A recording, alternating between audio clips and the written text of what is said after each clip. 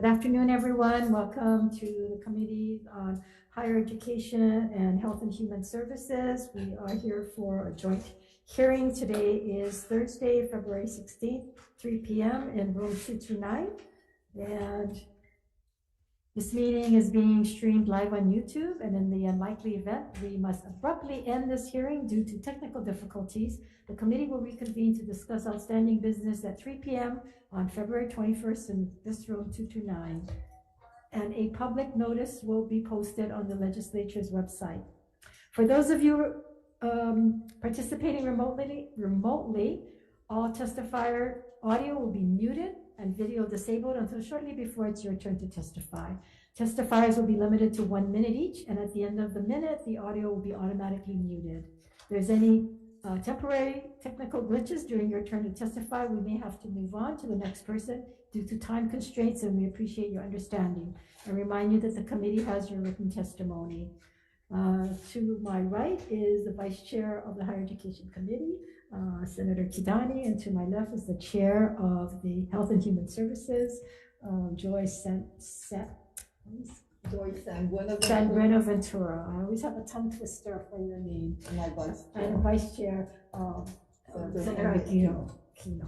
Okay, with that, we will start with the first item on the agenda, Senate Bill 62. This is relating to medical education and training, reestablish the Hawai'i Medical Education Special Fund to enable the John A. Burns School of Medicine in consultation with the Hawai'i Medical Education Council to provide funding for medical education and training in Hawaii with an emphasis on supporting residency training and medically underserved areas. Our first testifier is Louis Salguera from the Department of Budget and Finance with comments. Candace Park for the Attorney General.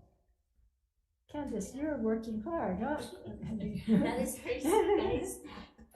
Chairs, vice chairs, just want to point out that in order for monies to be expended from the fund, you need that appropriation language which we provided in our testimony. Right. Thank you. We need to make sure we put that in all the bills. Thank you. Okay, and then we have Lee Buenconsejo Lum, Acting Dean, testifying from the University of Hawaii. Welcome. Welcome. Aloha chairs and vice chairs. Thank you so much. So yes, I'm the acting dean of the School of Medicine, and we stand on our testimony, and we did also include the amendments for the appropriation languages. But this would really give us that ideal mechanisms to help fund many of the education programs. Thank you so much. Appreciate your testimony. Thank you. Let's see, that's all the people that I have on Zoom or in person. Is there anyone here wishing to testify on this measure? Seeing and hearing none, we will move on to the next item.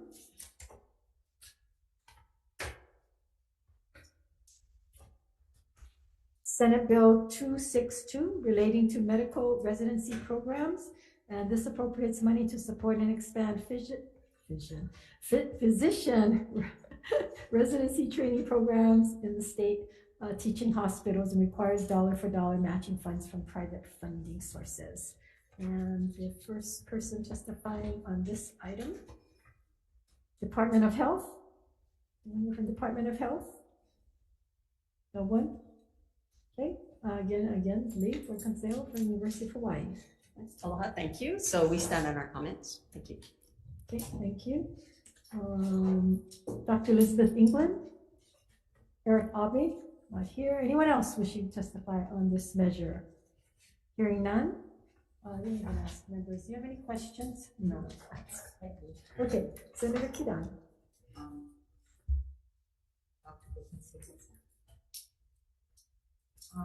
Specifically, what, and I'll actually go back to Senate Bill 62 also. Okay. But, how many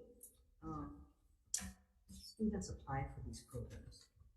Okay, so for the residency programs, so residency happens after medical school. And as an example, for our family medicine program, it has 7 new positions each year. They receive over 800 applications.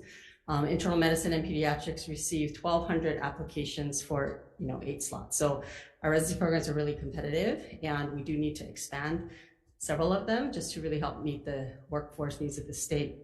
The challenge is that requiring the dollar for dollar as it's written would actually be, because of the complexity of how Medicare payments come to the hospitals and how residency programs are funded, as written, it actually could be really challenging and may even be a disincentive. So I understand the intent, but I just think if we really want to explore this, we would ask that there be more time to work with our health system partners and others, just because we want to make sure that Hawaii as a whole is maximizing the opportunity to capture the Medicare dollars that are used right now to fund about 80% of the residency positions.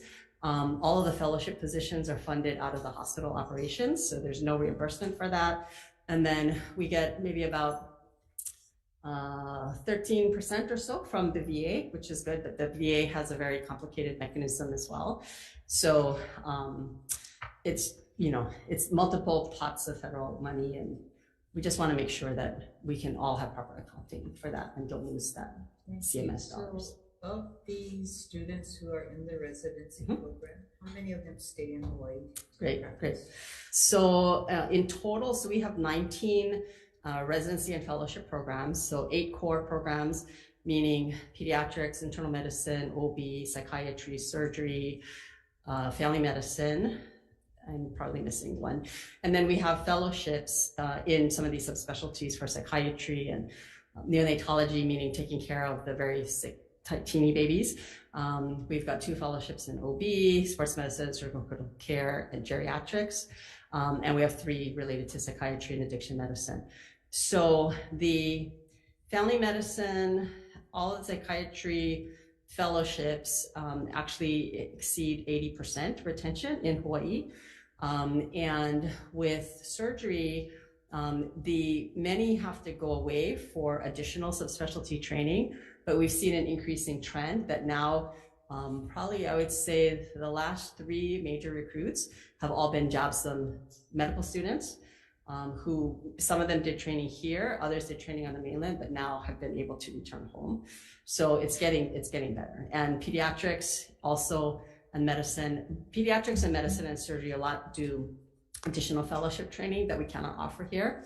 And so the key is to make sure that we're working with our, health system potential employers to, get the right environment so they can come home.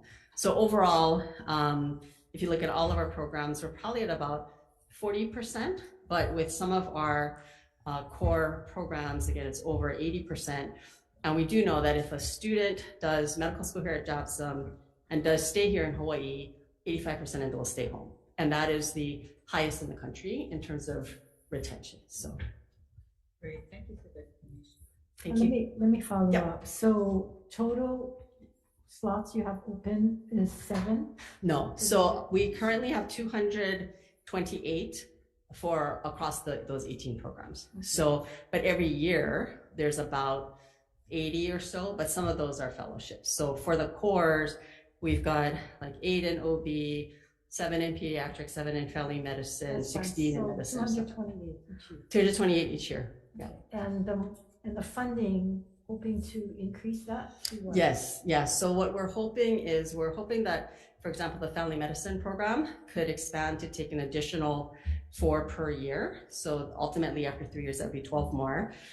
We're hoping that internal medicine will be able to create some primary care programs that will ultimately result in another 12 to 24 primary care internal medicine physicians.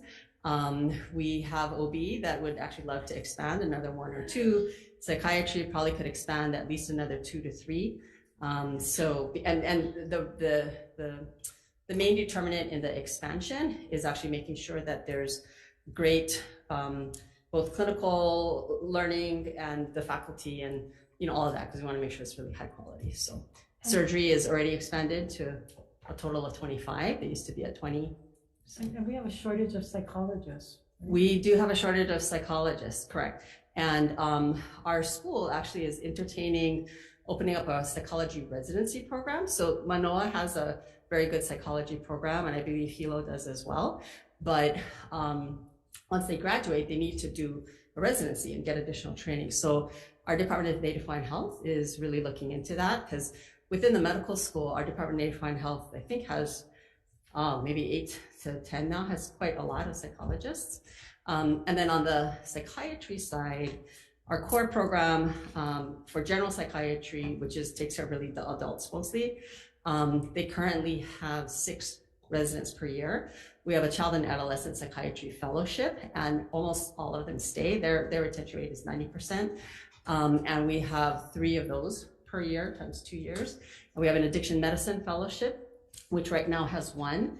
Honestly, the need is so high. We'd have enough curriculum, unfortunately, to expand to 3 fellows a year if you include the VA. It's just a matter of the funding. So, Thank you. So if we added funding for a psychology program, would you guys hurry up your decision doing that program? we would have to work with our College of Social Sciences because right now they're the main undergraduate training program, but we know it's a huge need and we partner with psychologists. A lot of our clinics actually have psychologists. Our family medicine clinic actually has social workers in it because it really takes a team to address the mental health of our patients. So. Would you be able to get us some information and just find out how soon we could do that if we were willing to put the funding in? Okay, happy to get back to you. We also have a nursing shortage. Oh yes, we work very closely with nursing and some of our newer ambulatory primary care sites, we are really looking to make them interprofessional, so where we could train, if not the APRNs, but actually do other training because we know that that's also important. So yes, thank you very much. Yes. I have a question. Yes, ma'am. So it gratifies me that you folks have this plan to increase psychologists. So there's a bill going through the Senate and probably the House later on, which would allow for prescribing psychologists. Right. In the event that passes, do you folks have the capacity to be able to train these psychologists and for the psychotropic type of medications that they're gonna, the kind of intensive curriculum that they need? Right. I would have to get back to you on that and talk to our, again, our colleagues at the Department of Native Hawaiian Health, because they're the ones that are thinking about it. But honestly, there hasn't been a lot of really detailed planning, but the need is so great. And the psychology practice is really increasing, especially in Native Hawaiian populations. And so they see the need, but I'd have to get back to you on the details of that. Okay, and I'm just gonna let you know, because I posed the same question, the interim to our pharmacy school over in Hilo, and they're geared up. Geared up for it. Oh, our family medicine residents have long relied on our colleagues in pharmacy to teach us about behavioral psychotropic medicines as primary care doctors, because a lot of time it's us that are prescribing. So thank you. Thank you very much. Yes, welcome. Okay, members, any other questions? Hearing none, thank you so much. Okay, we will move on to next agenda item, which is Senate Bill 500 relating to mental health at the University of Hawaii, appropriates funds to the university at Manoa to establish 3 additional permanent mental health practitioner positions with the Division of Student Success Counseling and Student Development Center. We have Lori Ideta.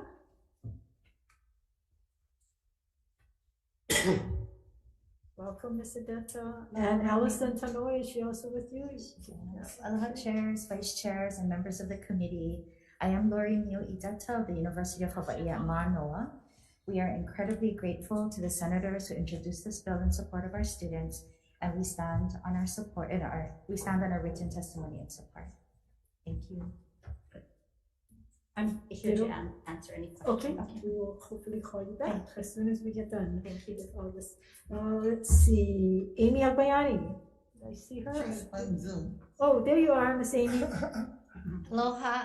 I just want to say that I believe this bill is it's very necessary, and I just want to express my appreciation to the legislators for hearing it, and I stand by my testimony. Okay, thank you very much. Anyone else wishing to testify on this measure? Hearing none. Members, do you have any questions? Yeah, just Yes. is this going to be in the University of Hawaii? Yes, it is. Lori, why don't you come forth? And of course, if you need Allison as well, you can come back. 13. You want to pose a question? Yeah, just the ongoing concern, because you guys going to have 3 people that you guys are going to be hiring. Are you guys opposed to having out of the three having at least one Native Hawaiian on this position to handle some of the issues that we're having on our campuses. Yeah, absolutely not, Senator. Absolutely in favor of hiring Native Hawaiian professionals to work with us. In fact, we've been partnering with the School of Medicine and Native Hawaiian Health to do exactly that. So we would welcome the opportunity to increase that partnership. Thank you for the question. Thank you, Chair. Thank you very much. Thank Appreciate you. the answer. Lori, so this counseling student development is under your area now? Yes, and student success. And student success, Yes. and is that part of like the dorms? It's the residential lifestyle, so all the students that live in the residence halls, yes. So they're the ones, and then of course you do, if they're not resident, there's the students. Them as you well, also- right. All 19,000 plus at the How Manoa campus. many do you have now doing this? We have 5 mental health professionals that currently work at the center. One of those positions is vacant, so we're in the process of filling. We have the application process going on right now. And Dr. Tanoe is the director. She's also a licensed psychologist, so can step in whenever necessary. Okay, so only one vacancy. Currently, correct. Do you have trouble filling? Are you having trouble filling the position? I think nationally there's a trouble Right. with filling positions, and you know this because you're passionate about this topic and have been connected to us through the years. But we have been successful recently filling psychology positions because we have an amazing internship program and a postdoc program that's highly competitive and national. So many of the students will come to be with us and luckily love us and want to stay. And so we're very grateful because we can hire internally. As Dr. Boykunseholam was saying, we have trouble oftentimes finding psychiatrists just because of the lack of them in the community. So exciting to hear about the partnerships that are going on there potentially. So do you have only a single qualified practitioner that works 2 part-time jobs to split their time between the student health services and the counseling and student development center? The psychiatrist, yeah, we just have the one half time. That one, is that enough? From what I might be hearing is that the students are having difficulty with access to the services. In terms of ratio, the standard is one full-time psychiatrist per 10,000. So we would need 2. Right now we only have half of one. So what stopped us from having a full or 2?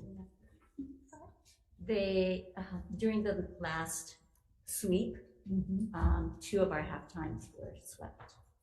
So we only have the 1. So we were very close to filling 1, but that didn't make the deadline, so we lost the position.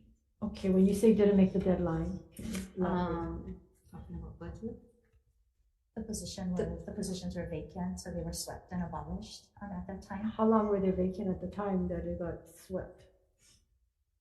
We had difficulty getting some people, so I don't know So exactly. it must have been several years.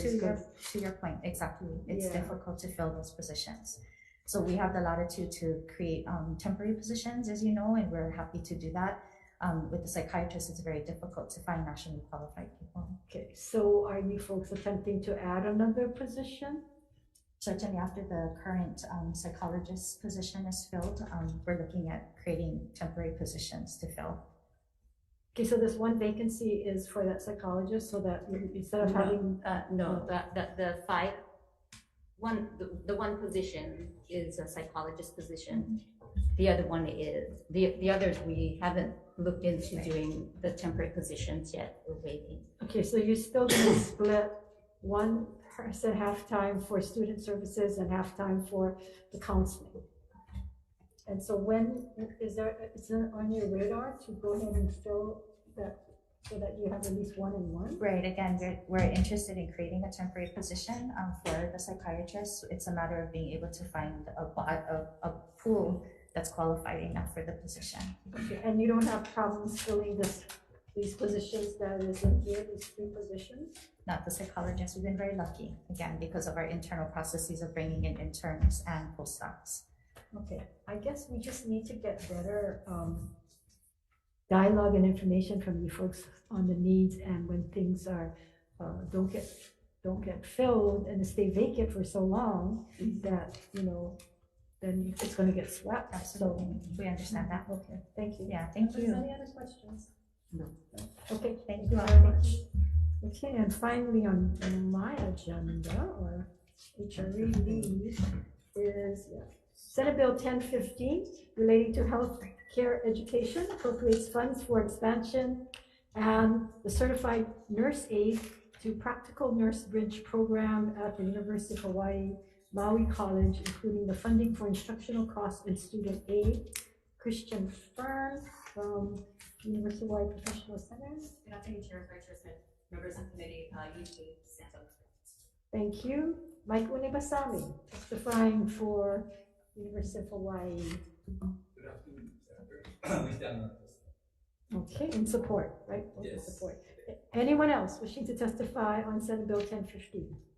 Hearing none, members, any questions? I guess, Mike, why don't you come forward?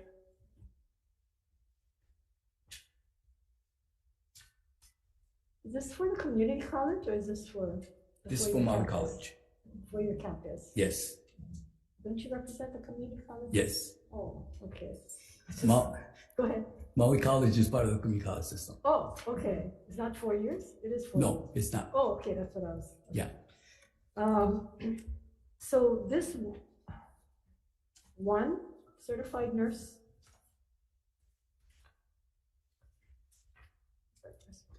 Yes. Funding for instructional costs and student aid. Okay. What's the average cost on this that's attached, or? These are for lecturers. Just lecturers, Yes. not student graduates, graduate assistant. No. Because on the community colleges don't have grad assistants. Okay. And so you don't have people to teach, professors to use lecturers?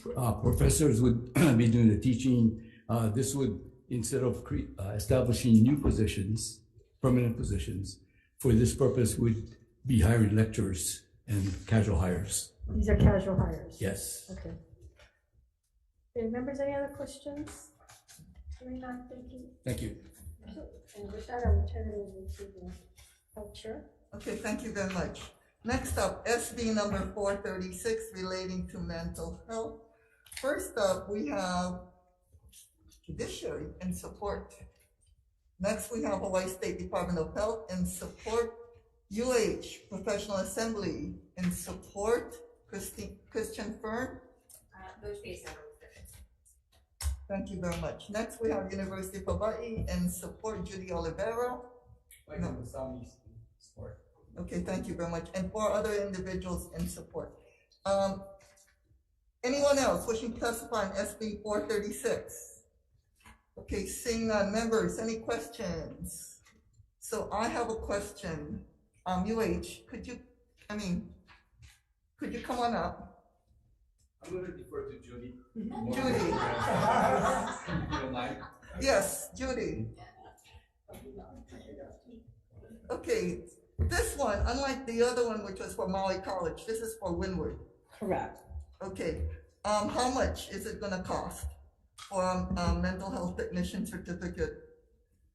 One person plus establishing a scholarship program. And I'm so sorry, I'm going to defer to Lance for one minute. But usually, the cost is roughly about 60 to 70,000 for one coordinator counselor position. Why don't you identify But Lance yourself? has like a bigger number, I'm sure, in his head, right? Yeah, Lance Yamamoto from Windward Community College. Yeah, yes, how much? So the breakdown, I think, is $75,000 for the coordinator. It's about $50,000 for scholarships and $12,000 for other expenses. 75, that's 120. 137. 137,250. Is that right? Correct. Combined? Correct. Yes. Okay. No, because I just saw a lump sum, but there was no breakdown, and you gave us the breakdown. Okay, I have no other questions. Anybody else wishing to question? Okay, thank you. We're moving on Thank then. you. Okay, SB 689, loan repayment for healthcare professionals. First up, we have Department of Health and support. Okay, University of Hawaii and support, Hawaii Pacific Health and support, Healthcare Association of Hawaii and support, Healthcare, Hawaii Primary Care Association and support, Hawaii American Nurses Association and support. Anybody else wishing to testify in SB 689? Seeing none. We stand, and Dr. Withy is here if you have any questions. Okay, thank you very much. Okay, members, any questions? Okay, seeing none, I'm okay with recess for decision making. Let's go right into decision making. We need vote sheets. Thank you.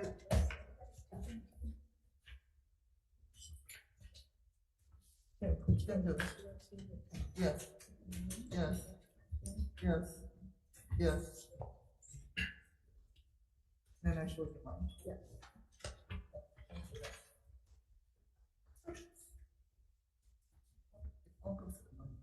Yeah. Actually, what am I together? Okay, very good. We're into decision making. Chairs have conferred for Senate Bill 62.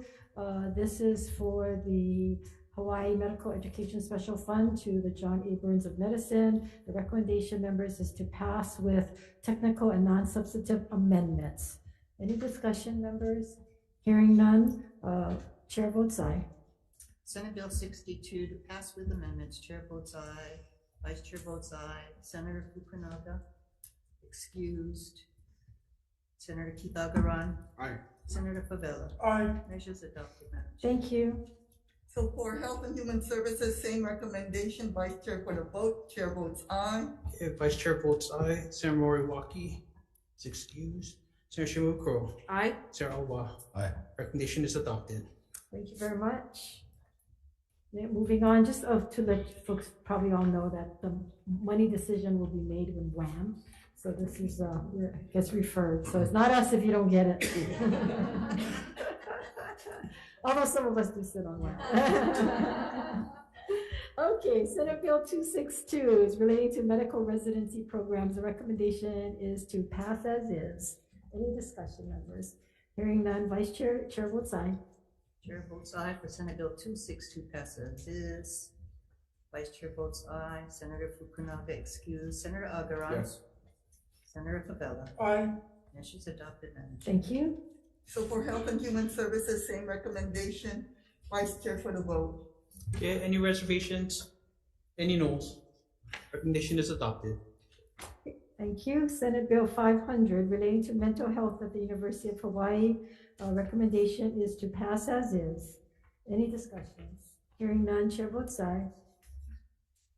Senate Bill 500 pass as is. Chair votes aye. Vice Chair votes aye. Senator Fukunaga excused. Senator Agaran. Yes. Senator Favela. Aye. Measures adopted, Madam Thank you. So for Health and Human Services, same recommendation. Vice Chair for the vote.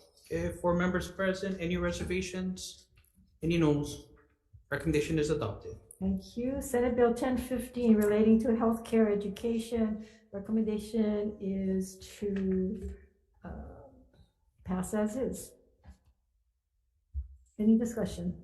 Hearing none, Chair votes aye. Senate Bill 1015 to pass as is. Chair votes aye. Vice Chair votes aye. Senator Fukunaga excused. Senator Agaran. Yes. Senator Favela. Aye. Measures adopted, Madam Thank Chair. you. Turn it over to our health chair. You wait a second. Yes, for Health and Human Services, Oh, same sorry. recommendation. Vice Chair for the vote. Okay, for members present, any reservations? Any noes? Recommendation is adopted. So for SB 436, Chair's recommendation is to pass with amendments. We're gonna blank out the appropriation. In the committee report, we're going to refer to the $137,250 requested with the breakdown as testified to. Any comments, questions, concerns? Seeing none, Vice Chair for the vote. Okay, Senate Bill 436, recommendation is to pass with amendments. 4 members are present. Any reservations? Any noes? Recommendation is adopted. And for the Committee on Higher Education, same recommendation, Senate Bill 436 to pass with amendments. Chair votes aye.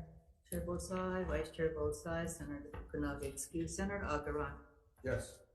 Senator Favela. Aye. Measures adopted, Madam Chair. So for SB 689, a similar measure was passed at the last at yesterday's hearing, so we will defer it because SB number 164 passed. Thank you very much. Okay, with that, thank you. The joint committee is adjourned.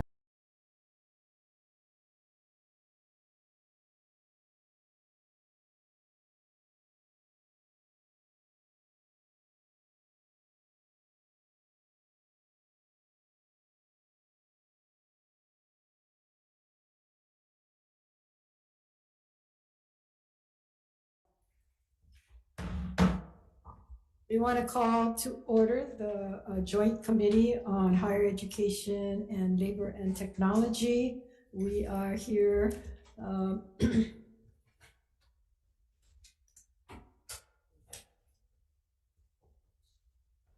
we are here to consider Senate Bill 1249, and this meeting is being streamed live on YouTube, and in likely event, which hopefully will be unlikely, that we will end due to technical difficulties. This meeting will continue at 3 p.m. on February 21st in this same room. And so with that, Senate Bill 1249, and to my right is the chair of the Labor and Technology Committee, Senator Sharon Moriwaki, and to her right is Senator Favela, a member on both committees, Senator Kidagawa, member of both committees. Vice Chair just walked in the door of Higher Education, Michelle Kidani, who had to go to a dinner and came back special. Somebody owes me dinner. And Senator Fukunaga and Senator Ihara, all here and present doing the people's business. We have quorum. And with that, Senate Bill 1249 relating to cybersecurity appropriates money for cybersecurity and data science programs at the University of Hawaii at Maui College.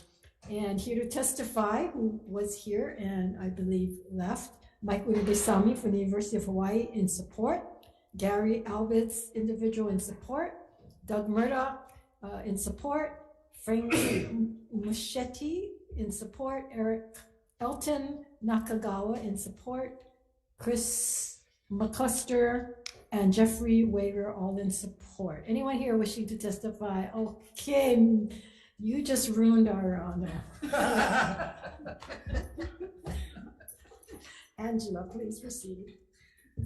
Thank you, Chair, Vice Chair, and the committees. My name is Angela Melody Young, and I'm testifying in strong support. The purpose of the act is to appropriate funds to support cybersecurity and data science programs at the University of Hawaii Maui College. And the reason being, computer security and cybersecurity or information technology security is the protection of computer systems and networks from attack by malicious actors that would maybe result in unauthorized information disclosure or disruption or misdirection of the services they provide. So therefore, it is essential to appropriate funds for this matter. Thank you for the opportunity to testify. Thank you very much. Members, there's no one else here. Anyone else here? That's fine. No one else. Any questions? Hearing no questions, shall we go right into decision making? I think so.